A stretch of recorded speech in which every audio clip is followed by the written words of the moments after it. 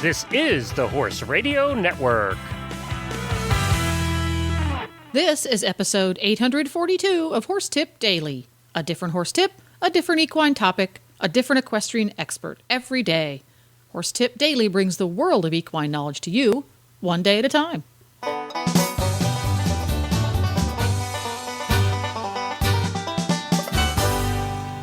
Greetings, horse people. Coach Jen here, and thanks for tuning in to Horse Tip Daily. Today's tip is an excerpt from thehorse.com's weekly horse health report on the Horses in the Morning show. The Hit'em crew is joined by the horse.com digital editor Michelle Anderson and Sue McDonald to talk about the differences between displaying behavior and expressing pain in horses. And we'll get right to our tip after this important message from StatelineTack.com. Equestrians love summer. We relish the frenetic pace of horse show season, getting kids ready for pony camp, and even the mad dash to get into clinics with our favorite Olympians. The blood-sucking insects, however, not so much. That's where StatelineTack.com comes in. Stateline Tack knows how important summer is to all horse lovers, whether they chase foxes, blue ribbons, or gold medals. Stateline Tack is your one-stop website for all manner of summer survival products for you and your horse. Fly sheets and fly masks, fly sprays and spot-on treatments, even feed-through fly control and barn misting systems. You can find it all at competitive prices at StatelineTack.com. We have Dr. Sue McDonald, who we talked to last week about her semi-feral pony herd at New Bolton at University of Pennsylvania. She's back this week to talk about pain versus behavior. How can we tell when our horses are hurting versus just being strange? Dr. McDonald, are you with us? Good morning. How you doing? I am good. Good morning. Thank you for joining us. So last week we talked about your pony herd, which you've studied lots of behavior. But this week I wanted to talk about how we can tell when our horses are in pain, because this was kind of one of the very cool things I thought about visiting New Bolton was seeing some of your surgeons and your vets talk about integrating behavior in the work that you do into diagnosing and treating horses in the clinic. So let's start out a little bit, and I want you to share with us, if you can, what the difference is between a pain behavior and just a horses being horses behavior. Well, sometimes they look very, very similar. So a good example would be pawing. So horses paw for many reasons, and it looks pretty similar on the surface. But they paw, for example, when they want to get to food or water and they're thwarted from that goal. And the basis of that behavior is, in their natural behavior, if they couldn't get to the forage because of snow or the water because of ice, pawing would be adaptive. So it's sort of an adaptive behavior whenever they're in a thwarted goal situation or a frustration situation. You can get all your horses to do that if you stand outside their stall and with the feed bucket rattling and not delivering the feed, and there's nothing they can do about it, so they get frustrated and paw. They also, when they have unrelieved pain, will paw in a very similar fashion. And the way we can tell the difference is to look very closely at the context of the behavior and look for other signs of pain, for example, ear positions and turning their head back towards the source of the pain or whatever, or whether it looks like they're just in the appropriate context. You're walking down the aisle with the feed cart, you take a cell phone call, and they're standing there waiting. And even then, it can be a little bit tricky to sort it out because, for example, with gastric ulcers, when it's feeding time, and especially when they're anticipating that it's almost there, the gastric juices will flow and irritate the gastric ulcers that are there. So they may be pawing out of the frustration of the discomfort, either alone or together with the fact that you're still on the cell phone and they're waiting for their grain.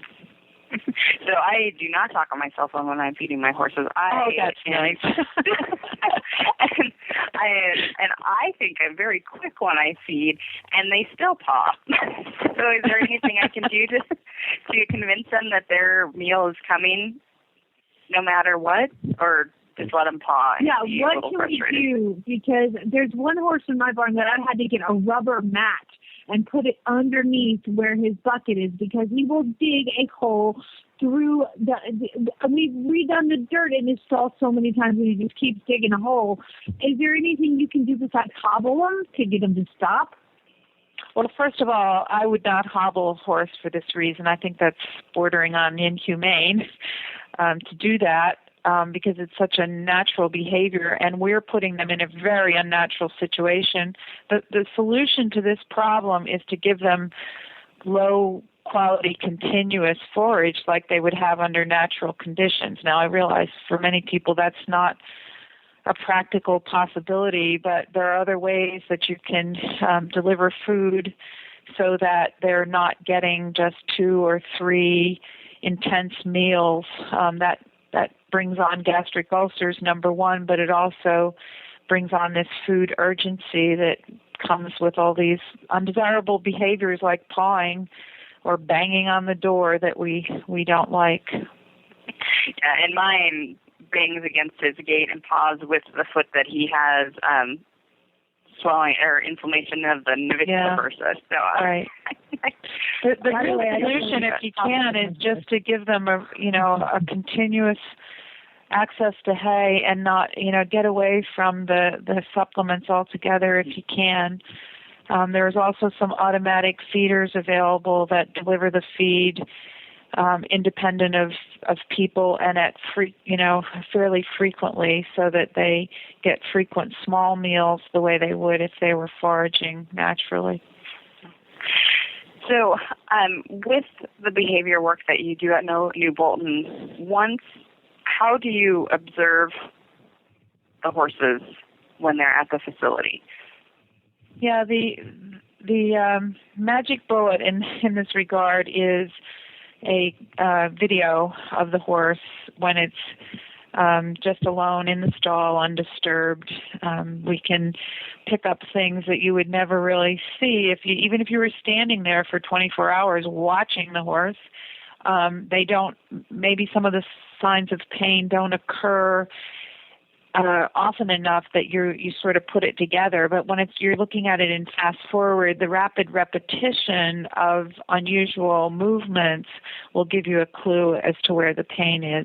The other really extraordinary thing about horses is that they as an open plains grazing prey species, they have evolved to hide all signs of pain, particularly when threatened.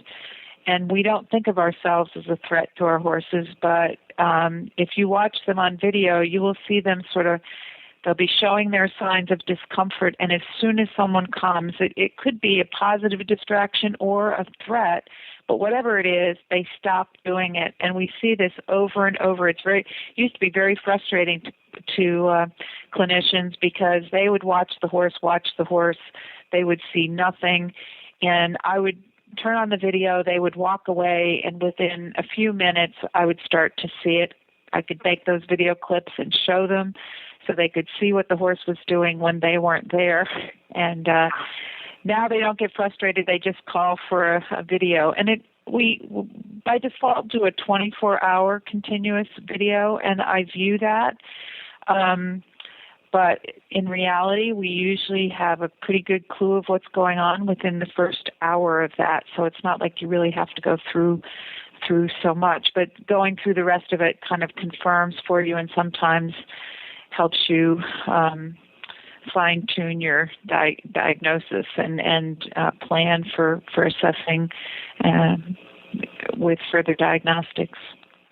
One of the examples that we saw when I was on the tour at New Bolton was of a horse that every time a person would walk up, it would stop doing the behavior. And then the instant the person walked away, the horse was back at it. And it was really fascinating to see that in action and see the horse was obviously uncomfortable, but then human, then very stoic.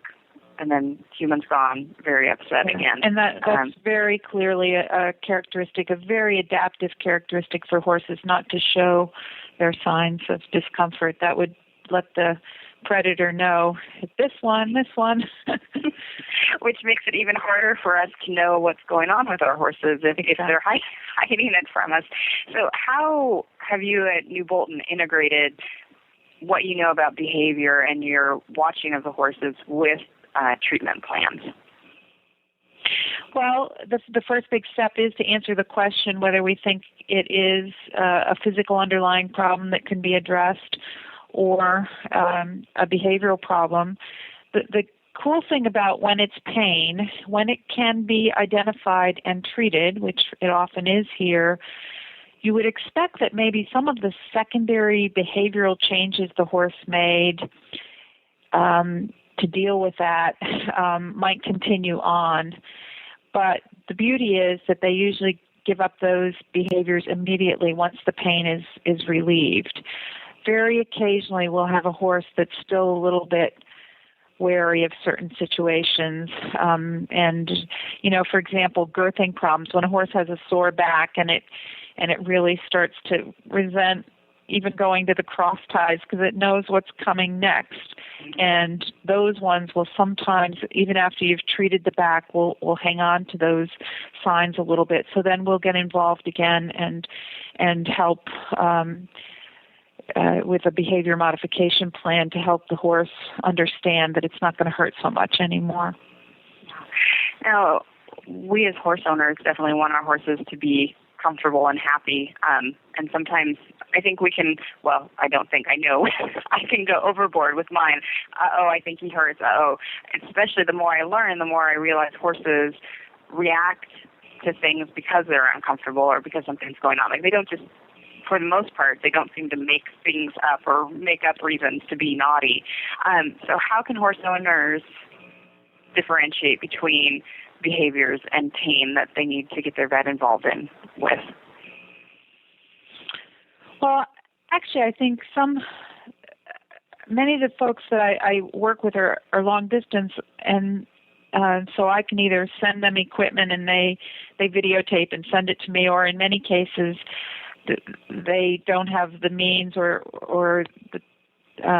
they're so far away that they just want to videotape it and look at it themselves, and they can often learn quite a bit from looking at a stall video. And most people find it extremely interesting and entertaining at least for a few hours of going through videotape to see what their horses are doing. And I think that there's nothing magical about what I do except that I've had a lot of experience doing it and have a good eye for what is normal and what is not. But they could do that. The other thing I talk to people about is think about, if a horse is doing something, how could you teach the horse to do that particular behavior? Very often the pain behaviors are kind of out of the blue. They just happen independent of what you're doing with the horse at the time. And you think, how could the horse have learned to do this as to avoid work or whatever? And with that question, sometimes owners come up with very often they come up with a good hypothesis for what's going on with the horse. And a lot of the examples that we saw when we were on the tour led to ulcers, that the horse had ulcers for whatever reason, or maybe as part of what was going on with them. Yeah. And you had mentioned this praying position that the horses do that often is related to ulcers. And my own horse does that before breakfast every morning. And, I've had horses since I was 3 years old, and I think I'm pretty savvy. I work for thehorse.com. I talk to a lot of people. But I thought he was like doing horse yoga in the morning. Like, he's just stretching. It was all night, and he needed to stretch. And sure enough, I got home, and I thought about it after you said that, and I started giving him a late night meal so that he had food overnight, had some forage, and he stopped doing that in the morning, which is really kind of interesting. So do you think that we as horse owners do miss subtle signs of discomfort a lot, or is that just me? No, I think it's pretty common. It's very understandable. If you don't look closely at a lot of horses, you might like you not have an idea how unusual that behavior is in a horse that's free of ulcers. And I know that not only owners but veterinarians also are not. The veterinary training has so many aspects to it that it doesn't include as much behavior as we wish it did, and so they may not appreciate either those behaviors, and they may see them in several horses in their practice and think, oh, well, some horses just do those things. Mm-hmm. So, yeah. With ulcers, are there any other behaviors that we see in horses that are related? Yeah, well, gastric ulcers can cause anything from just kind of intermittent crabbiness or, just off days to very serious self-mutilation behavior, really turning around and biting, even to grabbing pieces of flesh and wounding themselves. It's usually associated with mealtime. It can be as they're anticipating the meal or when they start to ingest the forage or the grain, it may irritate. And a lot depends on, where the ulcers are. One really interesting behavior in race horses is often when they come out of the starting gate and the juices slosh around is what we think happens, but they will pull up and just give up. They're in so much discomfort.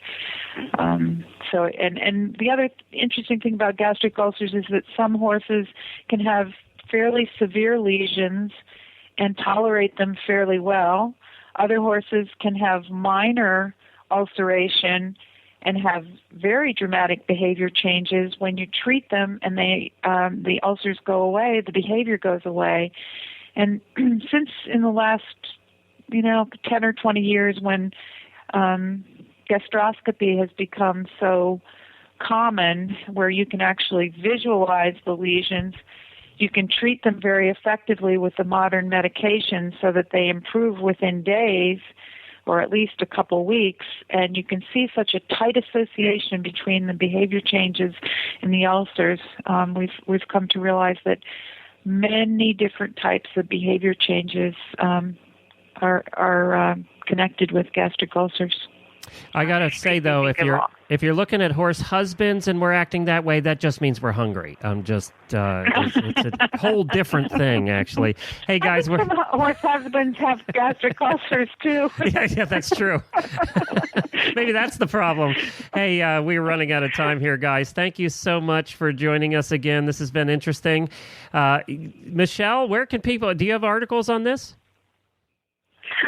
We've started posting some videos that we took while we were at the ISIS conference. You can see Dr. McDonald talk about her semi-feral pony herd if you log on to thehorse.com and go to the video section, which will be on the homepage. You can see those videos. Very stuff. good. And Dr. McDonald, what's the website address there for New Bolton? www.vet.upenn.edu, but just Google New Bolton New Bolton Center, and I'm sure it'll come right up. It'll come up. Very good. Well, thank you both. We appreciate you being here, and thank. And that's a wrap. To listen to more of thehorse.com's tips, just go to horsetipdaily.com and look for the experts drop-down menu on the left.